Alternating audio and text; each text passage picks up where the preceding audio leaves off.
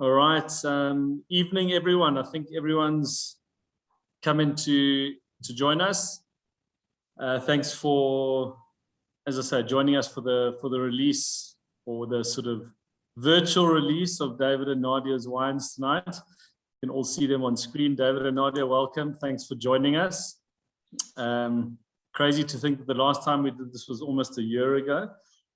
But here we are with your 2020 releases. And yeah, thanks for spending the time with us. I know you've just sorted the kids out. So we've got a short session to chat about your release and all the developments that have happened on your side. Just in terms of all the clients and friends that have joined us, we will obviously just do our best to get through the wines and the new releases and add as much sort of information and interest as possible relative to this new release. And if you do have any questions that you might like to put forward to David and Nadia, I think everyone's pretty aware of how to sort of, I think it's called raise your hand on the Zoom functionality. So please do that sort of at any point during the chat we've got tonight, and we can bring you up on screen and you can ask the question. I think it's nice to be as interactive as possible.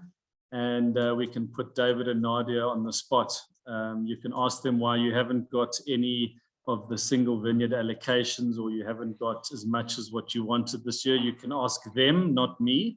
So that might be a good idea. But sure. David, Nadia, nice to see the two of you. And as I say, lots has happened in the last year, and we're very excited to have received your wines, which has all come into the cellar. And I think the really exciting thing with obviously the two of you and all your colleagues in the industry that are doing amazing things with South African wine is that things are changing very quickly in terms of positive things happening and new developments and sort of refining the range and relative to what everyone else is doing. So maybe kick things off however you want to kick things off, and I'll interrupt at the appropriate moments. But maybe just a sort of a start with some of the changes in the range that you've made relative to topography, etc., and then maybe we can go into the vintage after that. But nice and relaxed, and we can get through some of the relevant stuff. And as I say, everyone, if there's any interruptions, please just pop your hand up and we'll bring you up on screen. David, take it away.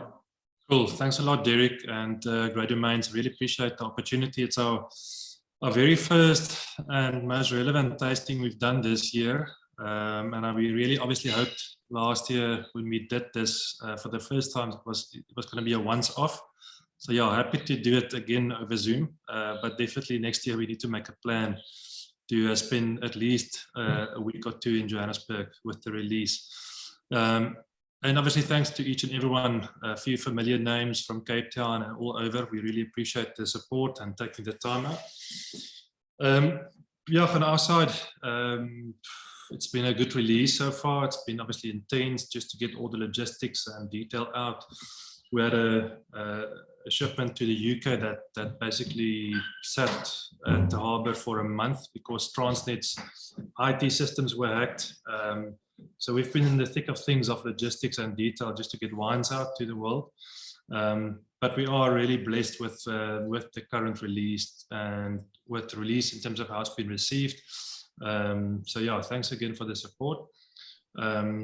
We've decided in COVID that we need to have a look in terms of what we're doing and what we're busy with. And although we're ambitious to bottle what we make and what we farm, we also came to the realization last year that whatever we put into the market needs to be the most relevant bottling and wine that we can make and can farm. And it obviously the Semillon and the Pinotage, it worked well, but those varieties and those vineyards are more relevant for us in Aristarchus and Elpidios as they are as standalone varieties. And it's obviously a controversial statement that I'm making because I think the Pinotage, especially as an African variety, made a huge contribution to reach in terms of markets such as Japan and Sweden, where they obviously associate Pinotage with South Africa. So it's a it's a marketing thing that really works, regardless of the quality of wine, just for the fact that Pinotage has been associated, like Chenin Blanc is associated now, with South Africa for many years. So consolidating and streamlining our efforts into 7 wines. And I think maybe in the next 2 years, hopefully next year, we're quite confident that we'll be introducing our first single vineyard Grenache. So then increasing the range, but increasing it based on 2 varieties, which is the Chenin Blanc, obviously, and Grenache Noir. So it's purposeful, calculated risks, consolidated focus with what we want to do and what we want to offer. Just because we can make wine, just because we can farm grapes, doesn't mean we need to bottle everything that we make, which I think we've come to the realization in COVID, especially last year, that everyone around the world are more sensitive towards spending, and the bottle we offer to them needs to be our best. We can't put, not to say that our wines were mediocre, but we can't twyfel, what is the word now? Doubt our own wines and expect people to pay 200, 300, 400 rand. And it made just sense to, if someone's willing to spend the same amount of money than they were willing to do the previous year, is to have them spend it in our main wines, which is, call it our bread and butter wines, but it's basically appellational wines, 4 wines that we need to grow. And they are the most, call it representative of the Swartland in terms of our picture that we farm and that we have access to in our region. So yeah, it's not an easy decision we made, but it's definitely paid off in terms of consolidating. We've streamlined the packaging a little bit in terms of finer detail, which is not relevant, but it's just offering 7 wines as a united package, and obviously just 3 different single vineyards that we have as a single offering alongside 4 main wines. But I think, David, it's quite a good example of where you guys are at and sort of the evolution of a fine wine brand, because it's let's be honest, it's not you don't have a history of 50 or 100 years, and you have this sort of initial period of where I don't want to say finding your feet, because you've obviously found your feet and you're making fantastic wines, but in terms of the range and what the future looks like, some people might go another path where you end up making a fairly inexpensive wine and you suddenly decide, let's make 400,000 bottles and we can make some money and we can source grapes, and you end up at this point where you've actually got to make those decisions. So where do you go? You've got some topography. I mean, we did the red and the white, and they're lovely wines, you know, they're obviously not at the same quality level as maybe your main wines, but then again, they're not at the same price. So then you're stuck in between. Now, what do you do? And these are all things that we spoke lots about on the phone. And then you've got to say, okay, what are we doing? What do we want to do?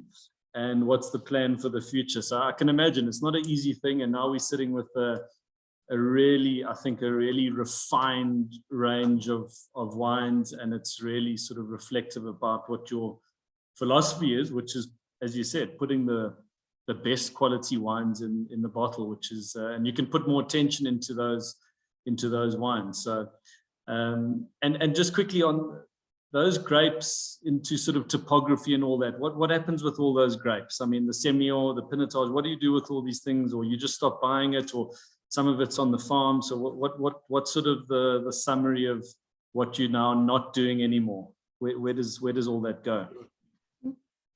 So Just gonna. both the Semillon and the Pinotage are on the Paarderbos farm, and we still use those as components of the Aristarchus and the Alperio. So we still farm those vineyards we still completely. farm it, the vineyards as a whole, and then we will then decide what to do that with the rest of the wines, either sell it off in bulk or bottle it for specific export markets. To not have a specific David Nadia identity in South Africa, to send a different message than our main message. So yeah, I think that is, so we still utilize all the grapes. We still farm it the same as we do all the other vineyards.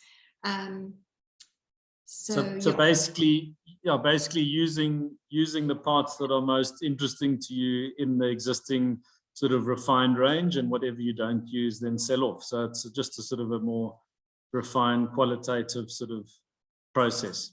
Yeah. I'd like to quickly add to that. One very special vineyard, 1962 planted, Sonkwas Drift, which is in the very much eastern part of the Swartland. That vineyard was planted by Nadia's great-grandfather.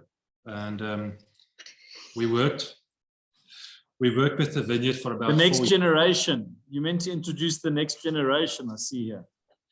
This is Malan. Talking about the family-in-law. Malan comes from my dad-in-law. So that farm was owned by Jan Leroux, and he was Nadia's great-grandfather. He was one of the founding members of Riebeek Cellars back in the 40s, and was quite relevant in that region, and planted that specific vineyard in 1962. But unfortunately lost the farm in 64 and, well, 64 or 5, we're not 100% sure, but sold it. Many years later, we got the opportunity through Riebeek Cellars, through Saki Bester, that were involved back then. He's now gone in his own with his own Bester family wines. He introduced us to that vineyard. So we farmed it, but that vineyard basically overcropped. And our very first vintage, we had 10 tons more Chenin than we were actually planning to have for the vintage. So that's where topography started. It was with great ambition that we did that. And we actually sadly stopped farming that vineyard in 2020 after vintage. Because it was just one of the most challenging farming conditions. We weren't in control. There was more people in terms of farm management. And I mean, we're not going to dismiss anyone. It was our own to let go. We decided mutually that we would rather stop this because it's quite far out. We put a lot of money into it, and there's a bit of supplementary irrigation. So as soon as we leave the farm, water is opened up. And I mean, we can't work with 10 tons where we actually just hope for 2, 3, 4 tons in terms of the best possible grapes that we can get.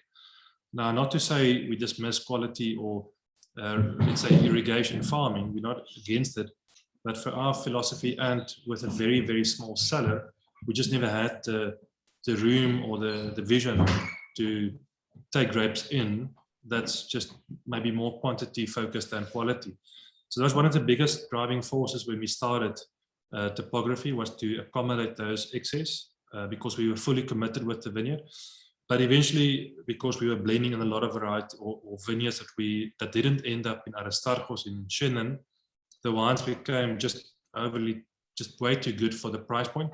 And it started cannibalizing us. And it cannibalized us in certain markets more so than others. And it was mostly Belgium, and it was mostly the States and Japan. So we had to control this in terms of what we do. So to give you a quick idea, to finish off, because I think I'll get carried away, is that we produce probably about 80,000 liters of wine. And for the production that we're tasting tonight, I think we bottled 35,000 liters, if that much. So it does take 2 liters to make 1 liter of good wine in theory, but we would sell off some of the wine in bulk. And then we've got 2 very specific markets where we could actually continue on a very specific label for an amazing cash cow concept. We could continue some of the odds and ends, but it's something that we decided with the 2 importers that we're going to take our identity off. Ultimately, I would actually just not want any of those, but we also want to have our own cellar in 4 years' time. We also want to buy our own lands. It's part of the bigger picture. But in terms of what we actively market, what we actively bottle, focus on farm, it will be the 7 wines that we're tasting tonight, and hopefully next year 1 that will be added.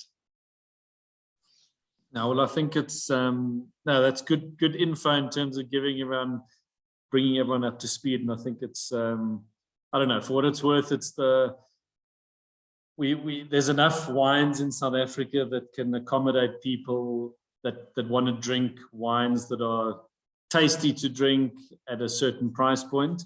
But I think relative to the 2 of you and the journey that you're on, it probably makes sense to do what you've done, which is focus at the extreme top end of quality and precision and all that. So yeah, I know it wasn't easy, so congrats.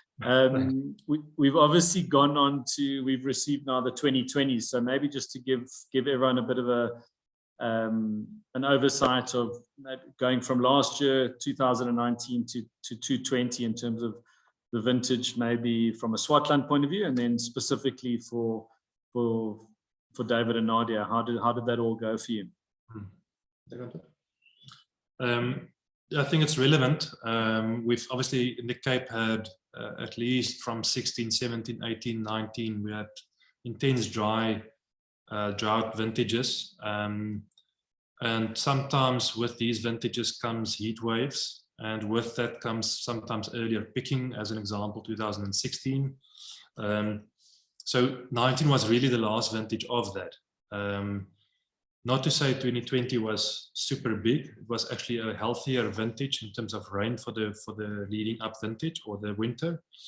But we had in October and November 19 leading up to 20, we had a lot of wind or wind damage, where we lost a lot of fruit. So we had some probably on Cinsaults, on 2 or 3 Shinans, on Grenache, we had 50% loss in yield, not due to the drought, but due to wind and day-night temperatures that shifted in October and November. So we saw beautiful canopies with low crops, which is actually ideal for ripening. So it was a different vintage in terms of that. And I think the wines, for that argument, reminds me of 15 in a way, maybe a bit of 17 in terms of the approachability when they're released. But there's a lot of structure, specifically on the reds, and I think Grenache even more so for longevity as well. And it obviously need 5 hours and a lot of beautiful wines to discuss longevity and approachability of wines at a young age. So it's a balance of we want these wines to be open tonight and someone to appreciate them for what they are. And hopefully, if they can put away, there will be a beautiful reward in years to come. They aren't inaccessible tonight. And we also want that because we can't rely on someone that's only going to judge our wines in 20 or 10 years' time. We also need to be enjoyed around the world at a restaurant table. So there's enough balance of approachability versus longevity. And I think that vintage gave us that. I'm talking about, as an example, 16 and 18s, we felt that the wines in 16 more so were much shyer and restrained. And it took a lot of time for them to be enjoyed in the same way that 15s were enjoyed. It's all relative. I mean, it's not just one answer or one rating or one opinion. It's a personal journey. So I think the fact that it's showing with the structure, I mean, we love the salinities. On most of the whites, the pHs are lower than a year ago, but we don't necessarily have the corresponding higher acid, which you would think correlates in terms of lower pH and higher acid. So drop down acid-wise from 19 to 20, but actually lower pHs, which I think is good for longevity in these wines. Now, that's a nice little summary. I think what we'll do is we're going to test your technological skills, and we're going to start the presentation, because I see we've got people like Dean and Cleo and Dennis and Peter and Angela. They all might be waiting to have a glass of wine. So I hope they weren't waiting for the presentation, that they already started sipping. But I'm going to let you crack on with the PowerPoint. And as I say, people must please interrupt when they've got some questions. And geez, that's a very cool picture. We didn't have that last year. Nice misty morning. Which vineyard is that? That's Cloudy Bay Sauvignon. No, it's Platbos. Was taken in early June. So you see the cover crops planted just, I think, probably middle towards the end of May. So the cover crops just started coming out. And we started with this Platbos vineyard in 19 with a mulching program, spent a lot of money on more mulch in 2020 and completed it this year. It's a 4-hectare vineyard. So Skalikop was the very first vineyard we could start with proper mulch and all systems go in terms of biological farming. and Platbos was necessarily the second vineyard that we were going to do, because it's a much bigger scale than Skalikop, which is about a 1.4 hectare vineyard. Very cool pick. Very cool. So yeah, we've a quick overview. It's basically just point of reference as to where we are. It's a big region. It's mostly known for wheat. We're a breadbasket with the Overberg in terms of South African production, and our region is quite focused on the southern part of it, which is around Riebeekasteel, Paardeberg, east and west towards Darling, and then obviously new amazing plantings and cellars in the north, such as El Bandito from Craig Hawkins, Stompie, Meyer, and also Tinus and from Frame. So yeah, amazing new discoveries and sites, which is quite exciting for our region, because we tend to focus on the Paardeberg, which is, at least for us, the most relevant part of it. It's again, this valley is called Siebertskloof. We are 3 producers in that valley. Very much at the back, there's Jasper Wickens of Swerwer. On the east, or on the west, on the right side of the screen, it's Baardnost and ourselves over here. And we rent and lease this farm, and hopefully eventually would love to buy a piece of land. That's part of the dream. And down here is where our cellar is based. So this farm is basically a northwest farm. It's quite warm. Therefore, this farm is also some of the earlier harvests that we do. We have pinotage right in the mountain, mostly Chenin, which is Platbos over here, Skalikop, east-west rows. Another young vineyard, or well, actually old vineyard, that's coming into Old Vine Project certified status already this year. It's a 0.8 hectare vineyard. Some Semillon over here, 1960 planted, Semillon over there, 1972. Some more Chenin. So yeah, it's about a 17 hectare farm. This is the 7 wines. A little bit of a fine detail, which is just on the single vineyard side, we did capsules as opposed to wax. So we've matched the existing capsules. We did a bit of a spot varnish on the side and blind embossing on the top, just to emphasize and focus again on the current branding and just get a bit more unity in terms of our projects. And also we've matched the color of the labels. So that's the finer detail, just to bring everything closer together. It's what do you call it? Wheat eating. So on the Platbos vineyard, which this vineyard is, and the Skalikop, and a handful of selected Old Vine vineyards and Grenache single vineyards, we justify the cost of this, which is not cheap. But we've got 3 or 4 of them that runs most of the year.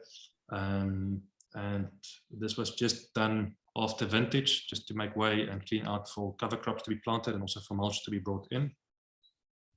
And this is a Skalikop vineyard where we do an enriched chicken manure, which is organically certified, and it's a slowly released fertilizer that we also introduce yearly just before winter. As it's a crop, now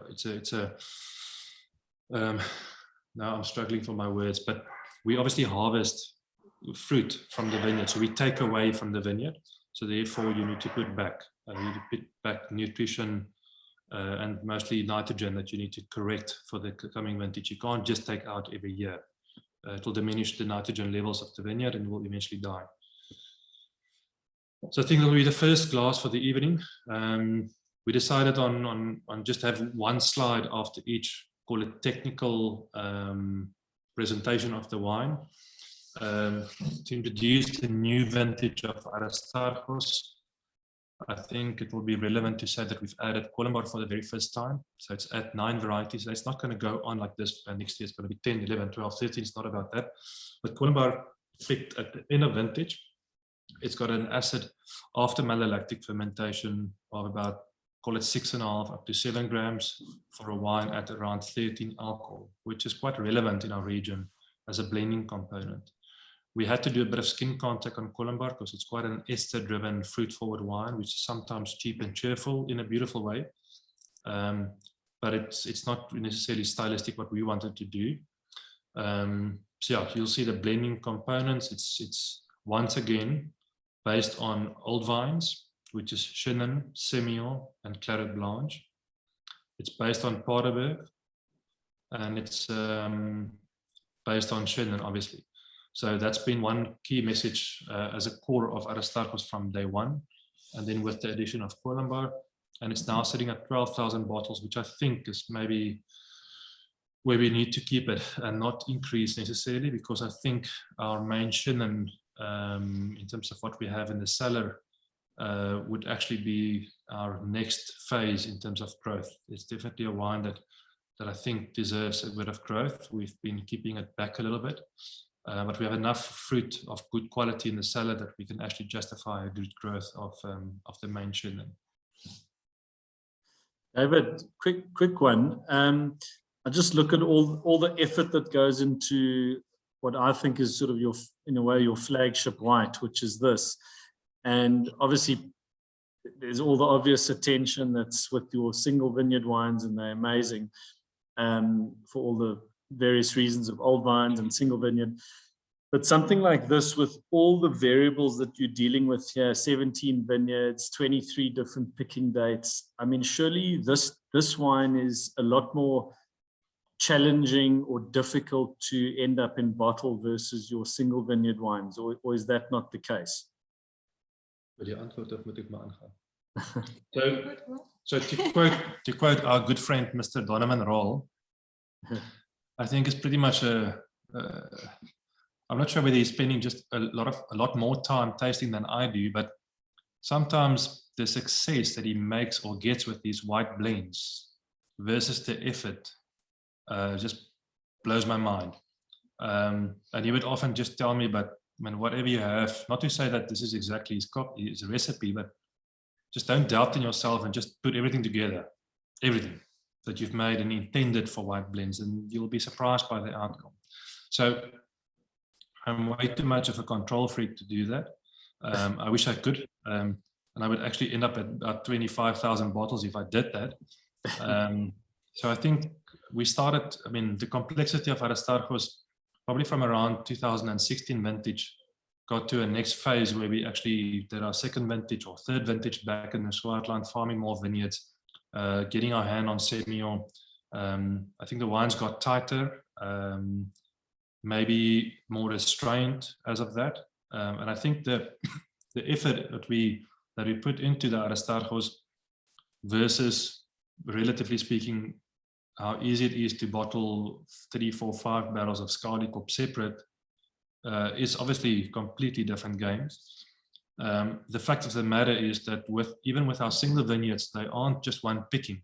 We do believe in different picking. So soil types, as an example, is quite important for us to represent in the final wine. So with the Aristarchus, it's a picture of the Swartland. The region got known for blends, white and red.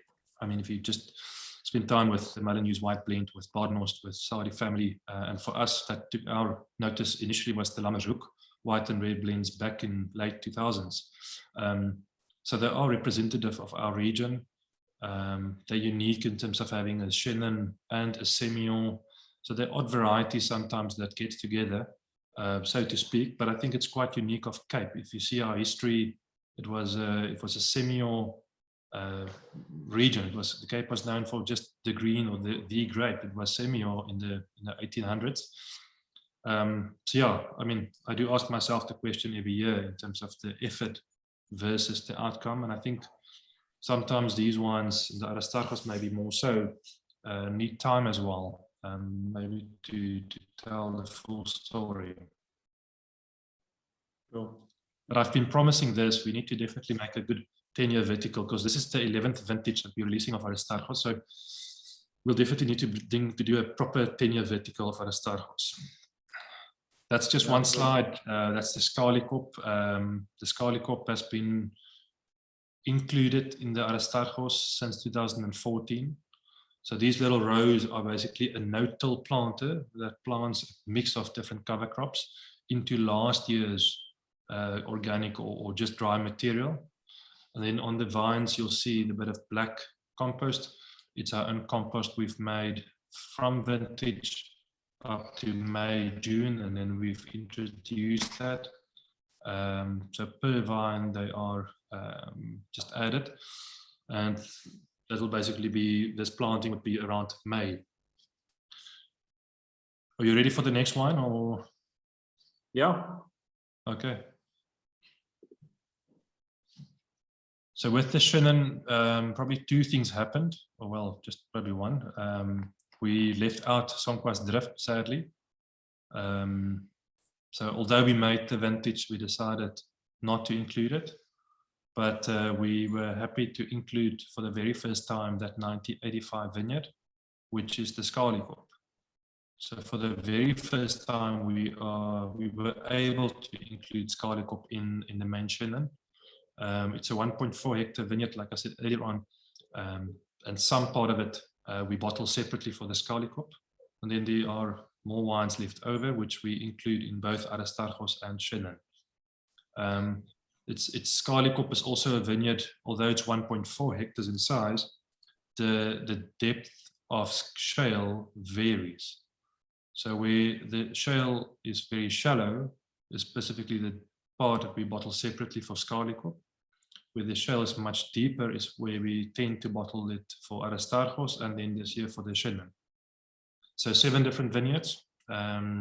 Obviously, Just David, quickly. So that depth of shale, what is in a sort of a very, so in a nutshell, what is that giving differently when you're bottling it separately? The shallow version versus the deep version.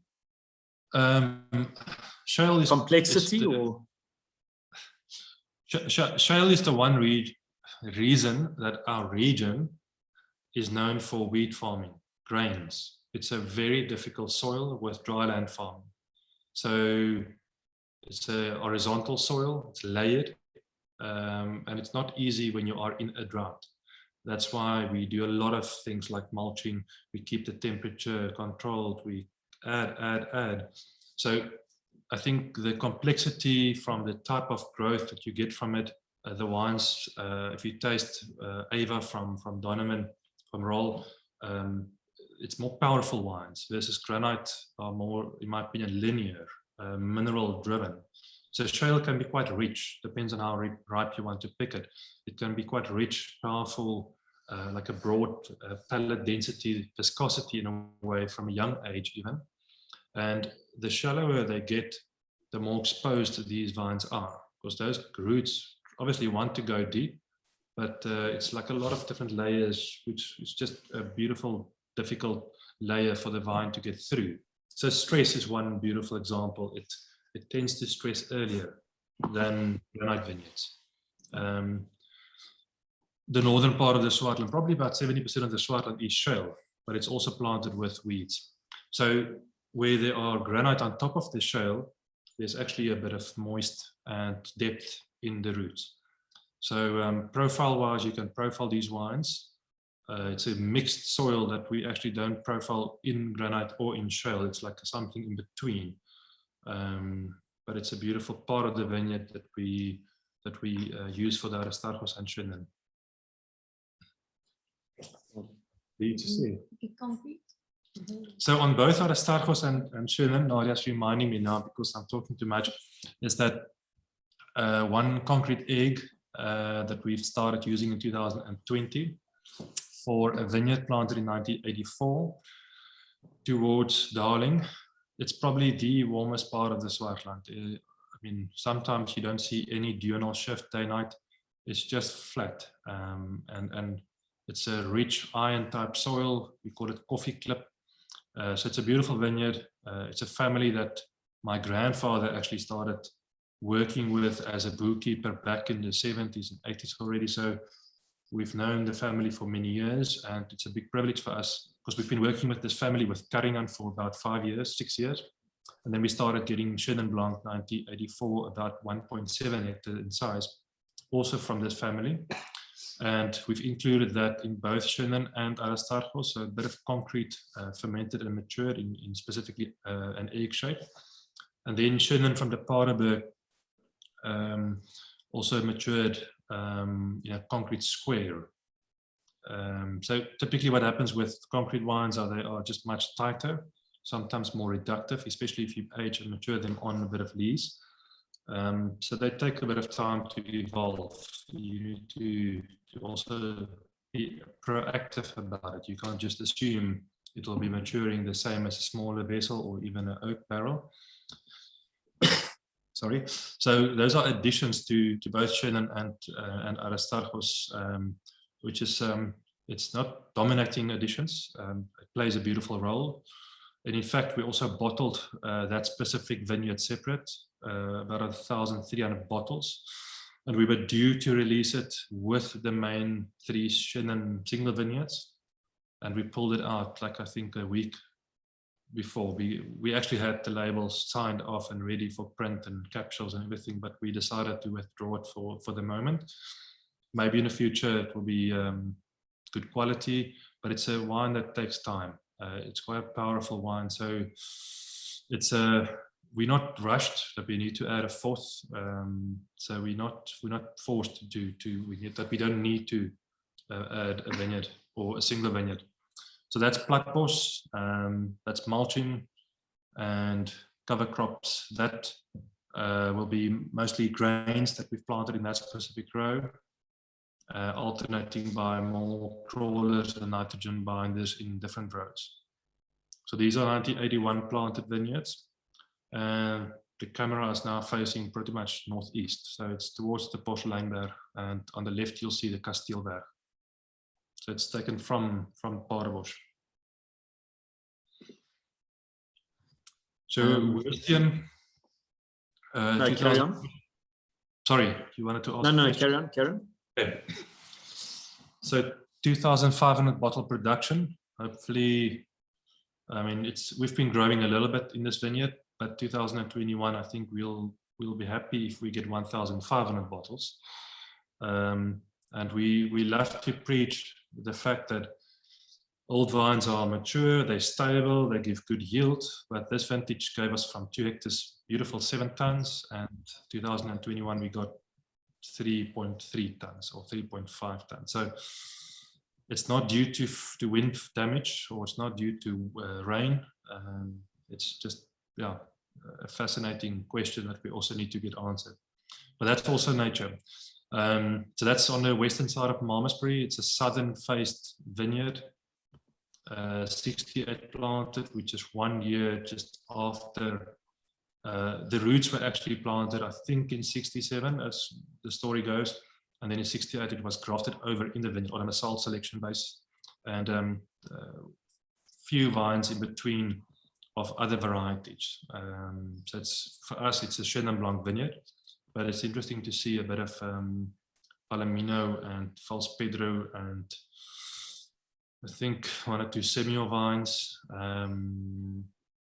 in between. And we don't keep them separately. We do co-vintage or co-harvest, but it's not a 5 or 10% influence. So we don't see them as a field blend. It's a just beautiful part of our history. The other variety that I forgot about now is Crucian Blanc, which is called Cape Riesling. That was probably from the mother block that this vine was. These vines were grafted from. So I think Cape Riesling would be probably a 2% influence in this wine. So 3 different picks. We pick from altitude-wise, so from top to bottom, and each pick resembles something different. And obviously, when we blend the final wine, we'll take some of these picks. And I think with this specific wine, the middle pick was the core of the wine, and the first pick was probably about 30%, and the bottom pick was probably 5 or 10%. So just different styles that we get from each pick. It's towards the end of the vintage. Often we've finished our vintage with harvesting these with this vine or this vineyard. That's completely different to what we do with Schalikop and Platbos. Platbos, especially being a north-facing vineyard, and it's almost 3 to 4 weeks in one region, where our total vintage is a month. There's a big difference in terms of ripening from one region, which is fascinating. So David, this on the Woestyn side, of the 3 single vineyards, this is the one where you pretty much can't make any more.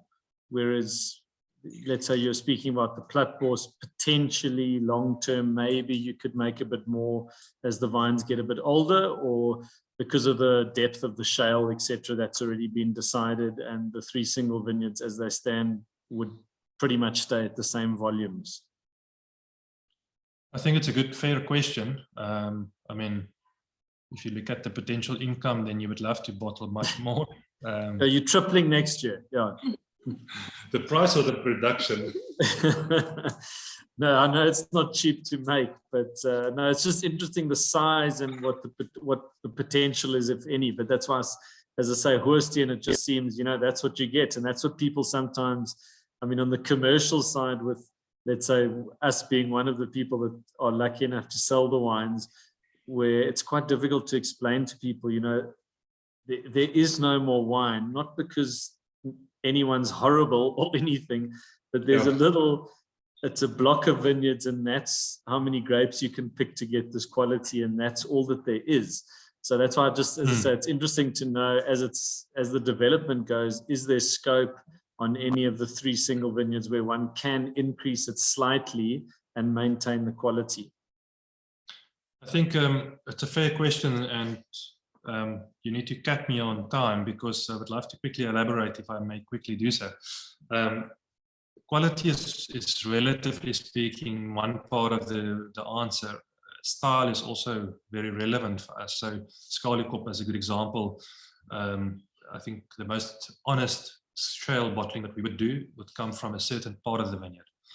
The other parts are as quality-wise on the same level, but stylistically they're not truly reflecting shale, because we're sitting with one little tractor road that divides shale and granite. So we don't want to end up where we bottle 4 Chenin and they taste all the same, because we didn't really distinguish style or soil. So I think that's very important. And then secondly, Aristarchus and Chenin, from day one and hopefully forever, we need to stay true to the fact that we need to and would love to still include, call it the crew or whatever word you can describe it, but the single vineyards needs to remain an integral part of the Chenin and Aristarchus. I mean, that's also why we release our wines together, because it's although considered to be a regional wine in old wine or old world terms, and call it village or regional, but for us that's inclusive of 3 single vineyards in one different wine, or one wine, taking Chenin and Aristarchus. But it's a story of a bigger part of the Swartland, not just 1 or 2 or 3 single vineyards, and also embracing a potential 4th Chenin single vineyard. So we're obviously obsessed with the grapes and specifically with old vines. But to answer your question, quality and style would determine the size of the single vineyard bottlings, and specifically more so also we need to make sure that we've got some wine left and kept back for the main Chenin and Aristarchus to play not an academic role, but to play a significant role in terms of the influence on those wines. Yeah, no, that was very Swiss in your answer, very Swiss on the fence. But no, it makes sense. I think the main thing is that they offer so much to the Chenin and the blends that there's not huge scope to increase. Certainly, that's what I read between the lines, and that sort of makes sense. Well, before you go into the Skalikop, just a quick question, not quite on the topic, but as I say, it's important we try and attack questions when they come in, because we've only got a limited amount of time. But Steve has just got a quick question for Nadia, which is just relating to Steve asking what are the biggest challenges in the vineyard on a year-to-year basis that you have to deal with? What would be the sort of biggest things that you have to deal with in the vineyard? Yeah, I think the story of the drought is now old news. So, but I think we learned a lot through the whole process. And I think by learning, we streamlined our processes, which we should have actually done from the beginning. Okay, but that's not yet really answering the question. I think the planning, just to get the planning right in terms of the seasonal workers that we have, because we have a portion of the workers are permanent workers, and then a portion is also seasonal, because we can't, there's highs of work that needs to be done, as you know, like with harvest or with pruning or with suckering, whatever, and then other times it's quieter. So it's just to plan to keep everyone busy for as long as possible, consecutive periods of time, to make it also worth their while to be stationed at one farm for a specific period of time before they can move on to another premises to then earn an income there again. So I think, that's maybe at this stage, just to do the planning correct to, I'd say. No, cool. No, so basically drought and people management. Steve, there's your answer. Yeah, so I'm the one privileged enough to be spending a lot of time with these people and with our people. So there's a holistic planning that Nadia does, which is important for, and it's not a set piece of recipes that we can just implement. And the variable being people, and whether it's the farmer, whether it's the seasonal worker, a lot of variables comes into place. And then obviously, historically, droughts. And I think the next phase in our lives, which is the biggest challenge as well, and well, a challenge, Nadia might say why or whether she agree or not, but interplanting or looking at current old vines and to say that what are these vineyards for the long run for us? Are we going to just keep them? Do we need to interplant? All those questions, and also on the Grenache Noir side, the last 5 years to plant vineyards, to plant more Grenache. And it came down pretty much on Nadia to design, to soil prep, to analysis and everything involved. And then the farmer, whether it's us or whether it's the vineyards we work with, such as Grenache vineyards or Western vineyards, they aren't owned by us or farmed by us. So we're 100% dependent on the relationship. Ardy once said, Ardy Bardnos, that we don't have beautiful or good relationships with our farmers because that's just purely marketing. We sometimes shout at our farmers, and that's the reality of it. But I'm joking, it's not that bad. We actually do have a beautiful group of like-minded farmers that buys into our vision. And obviously with Paardenbos as the base in terms of cost and implementing biological farming to the most extreme concept and context that we can afford, slowly but surely we're implementing the same philosophy on other properties. And I think that's also a beautiful big challenge. Yeah, well, I really like what you added there, because I think that's a really big thing in the sense of old world versus new world. You guys as a young couple, and one of your biggest sort of, call it stresses or challenges, you've got to almost decide what varieties you want to back for the next 10, 20, 30 years, or for Milan to farm or whatever. You know, it's a big decision versus the old world when a couple your age inheriting a farm or taking over land in Europe, you wake up on that first day that you've been given the keys and you don't have to even think about the grape variety because it's all been decided for you, because all the centuries and the people before have decided that's the right variety, and it probably is the right variety. Where you've got a really big decision to make in terms of, let's say, replanting and varieties. And I think I can, as I say, Steve mentioned the thing, I think it's a really very, very valid thing in terms of a stress and a challenge, is to sort of back the right horse, specifically to your plot of land or your farm that you're looking after. So that's a cool one. I can get it. I'm glad I'm not in your shoes. I would love to quickly just add, I'm also one of Nadia's biggest challenges. In terms of vineyard. Nadia, you should have just said, answer to the question was David, one word. David, That's it. Finished. Anyway, What do we got next on the slides? I'm just looking at the time. I know we've got some cool stuff to chat about as it's the Scarlet Corp. So before you start here, east to west, that's for me is a fascination. You've obviously got a different planting direction here. What is the effect and what was the point of this? Or I guess it was just the historical thing. Yeah, it's historical, but with bush vines, it's not as big an influence as it is with trellis vineyards for wind direction or canopy exposure, sun and afternoon, because bush vine is exposed. So it's not relative. I think at the stage, because of the boundary of the farm, it made sense to have the rows almost parallel to the boundary. The boundary is running at the back here, over there, so it just made sense. So this is the bottom part of the Scarlet Corp that we spoke about, which is almost here. The top part of over there is the only vineyard we harvest from bottom upwards in terms of shale exposure.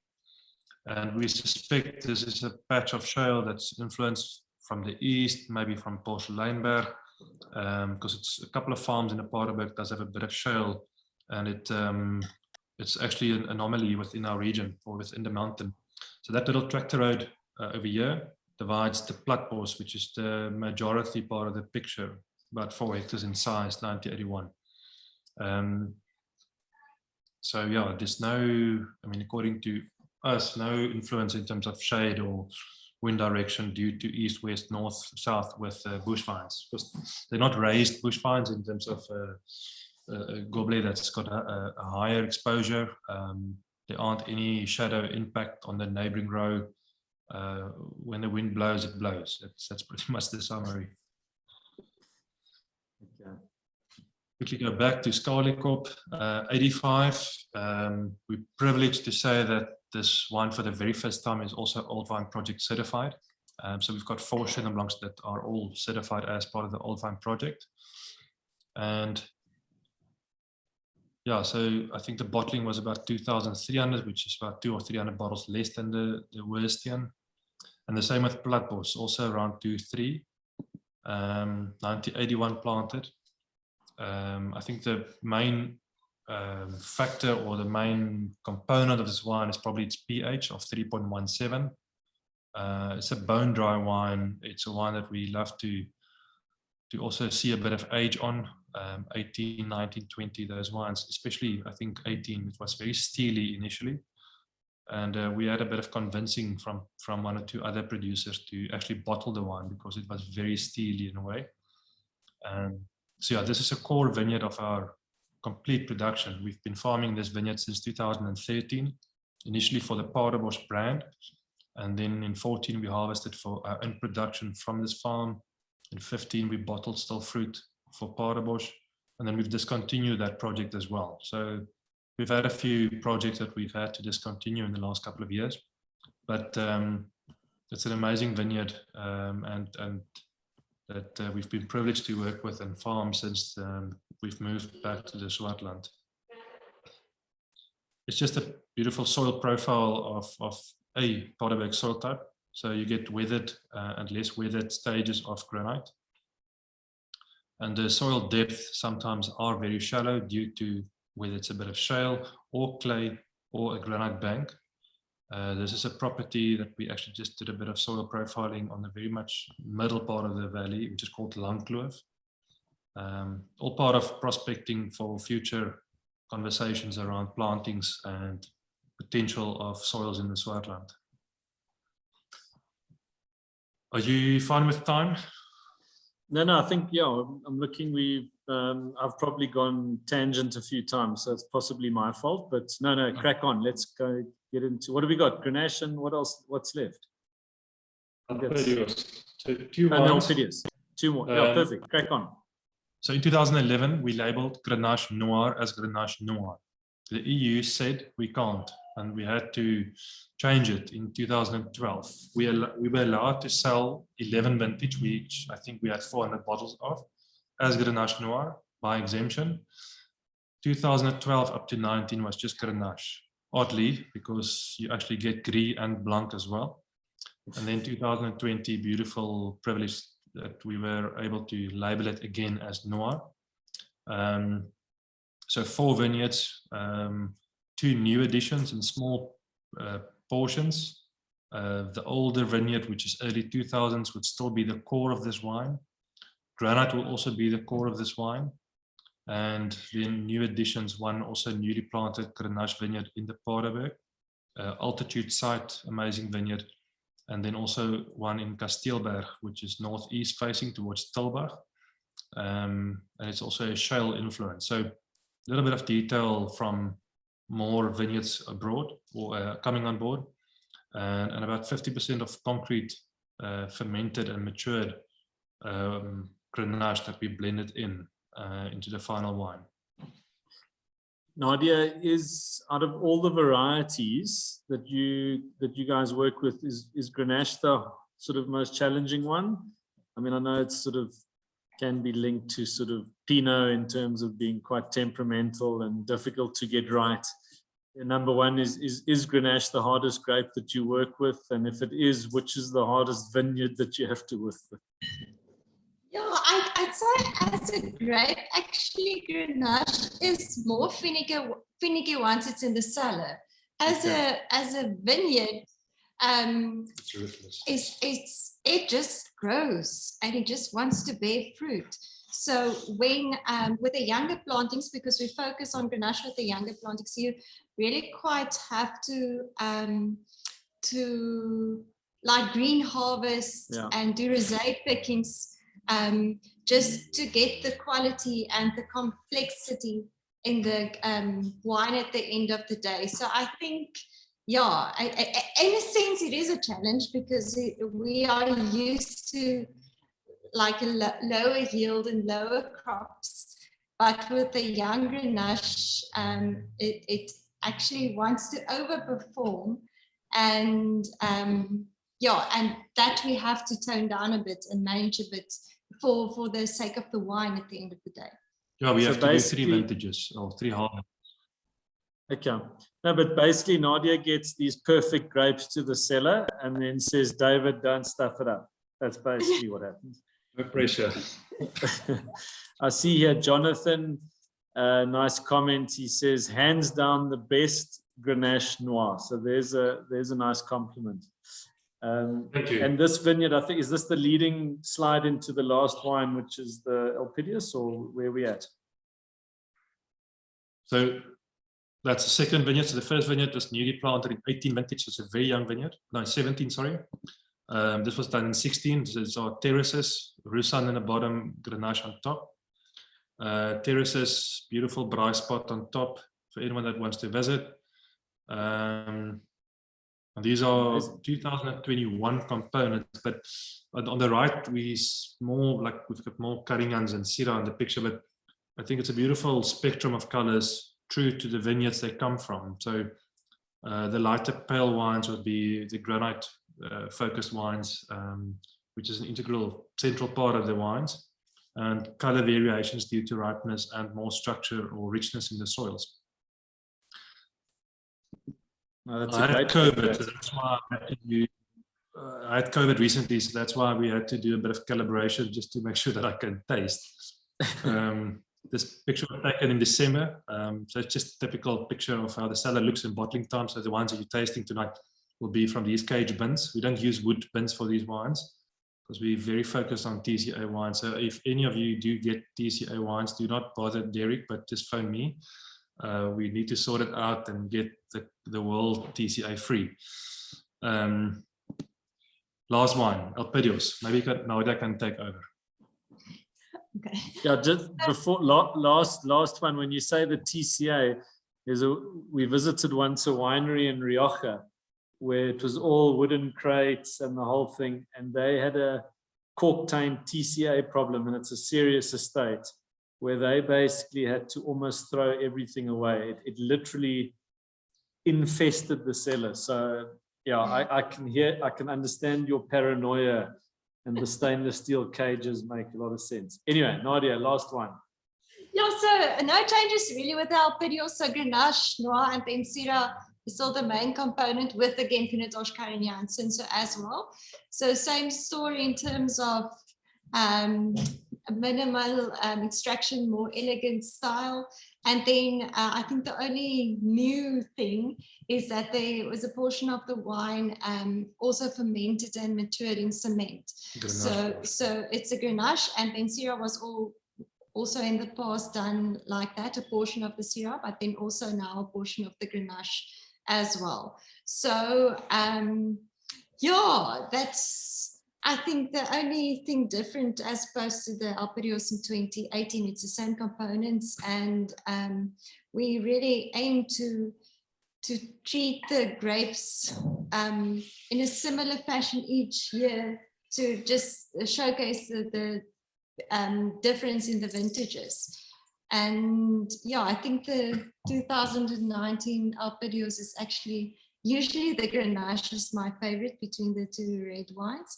But yeah, I think the 2019 Alperios is something quite special. Now we also, with the various vintages in terms of extraction, it's mentioned there that it's 4 weeks in the skins. I think in 18, some of the components were actually shorter on the skins because it was such an intense vintage. So it's gently made, one, maybe a second extraction or punch down a day, but it's fairly similar extraction style. So it's not a big extracted wine, it's rather length on skins, which is important for a type of tannin that we're after. And we need to answer the vintage in terms of extraction level. So we've had 5 weeks in the skins, we've had 3.5 weeks. So it's more or less 3.5 up to 5 weeks, and very gently punched down and protected during that stage. And also the whole bunches varies, because such as Pinotage, it's down to 10%. Most of the other varieties would be 40, 50, even 70% whole bunches. So it's again vintage dependent, and also ripeness of stems. Yeah, now, well, I'm sure with the blends that as sort of the years go on, you just sort of fine tune and realize which portions are working better, and whether it's whole bunch or cement. And I also see another comment from Steve. He was apparently had the 2016 Alperios in 2019. And his word was that it was pleasant, which is still good. And then he had the same wine very recently, which he said was incredible. So I think that's a good sign in terms of the potential of that type of wine, where you need to give it time. It's not a wine. I mean, again, like as you say, you can approach these wines, which I think is important for the broader wine community, but then also for the fine wine community, where you've got enough substance and structure and complexity in these wines, where you know that after 4, 5, 6 years, the wines are going to develop and evolve and just become more exciting and more complex. And that's sort of a journey that I suppose we all on this journey with you, which is fun. Yeah, no, we're happy with the evolvement or evolution of these wines. But it's also a discussion in terms of, does anyone drink out of proper Burgundy Zaltus or decent glassware, the decanting, the approachability? I mean, that fine borderline of excuses versus just as a young wine, what do you want someone to see? Because not everyone is able to decant or to put it in a, whether it's a double decant or in a proper glass. So you also need to appreciate the fact that someone will appreciate your wine out of average glassware, which is also fine. It's that average balance of approachability and of how people perceive your wines. The quick picture with Syrah that we've just extended matured on the skin. So we would actually just fill the wine with more Syrah and close the lid and keep it in the skins for a couple of weeks extension. So that's one thing we've started doing, I think 16 already. And that's just your average day in the Swartland with sunrise around just 5 minutes past 6. That's beautiful. Yeah, so it's a beautiful altitude vineyard. This is the Langkloof, as they call it, which is only 2 farms. It's actually a very short kloof. This is a vineyard on a farm, at least on the left-hand side, called Morelig. And that's on the back of Lammershoek and Saudi families. And we have been working with them, I think, since 2012, more or less. and Claret Blanche and Carignan we get from them. And something we forgot to mention earlier on, except for the single vineyards, with our main project, on average, it will be our 10th release. So yeah, 11 vintage was the first vintage for Chenin, Grenache, and Alpedios. So those will be the, call it for the Alpedios, the 9th release, for the Chenin and Grenache, the 10th release, and Aristarchus, the 11th. So it's a fair good average of the 10th release that we're doing this year, which we're quite excited about. Yeah, and you're still so young, huh? Yeah, but this year made me old. No, well, you can't claim to be these. You can't claim to be these backwater Swartland winemakers because your connection on the internet has been perfect tonight. So obviously you jacked up on that front, which is great. And then just a few comments. We've got Angela. Thanks for joining. She's always very kind and joins us for these tasting. So she says, thanks so much for letting me join you. It's so clear that David and Nadia are approaching the future in every way that will assure even increasing success. Bravo, which is very nice. Dennis joined saying, thanks, David and Nadia, and well, me, but anyway, enlightening presentation, stunning wines and great picks. Willie Janssen van Rensburg, love your wine and the passion you make it with. Inspirational, congrats with the vintage. Dean, where have you been? Dean says, so great to be part of this and to hear the passion and being put into these wines. He was running late. What was he drinking? Superb, shows the time, needed to get the full. He was drinking some old Chenin, which is great. Thanks, Dean. Pam Sharp, keep on with the good work. Michael, what does he say? It was a very informative session. Thanks, David and Nadia. And good hope. Thanks, David and Nadia and the Great Domains team. No, that's from Rafi. Rafi joined us, which is nice. Sorry, just running through some comments and I'm looking at the time because we're 10 past. So I know we can talk for a long time, but I think it was a nice little, very nice little snapshots and an update of the 2020 release and in particular the sort of refined and focused range that's the sort of path that you're on. And yeah, from me and from Great Domains, I think I said it last year, but it's always a treat and a privilege to work with the two of you. We absolutely love your wines and I suppose feel blessed that we have a friendship. It's not only about amazing quality wine, and I feel lucky that we can be in the wine industry and work with people we really, really like. So thanks for that and thanks for your time.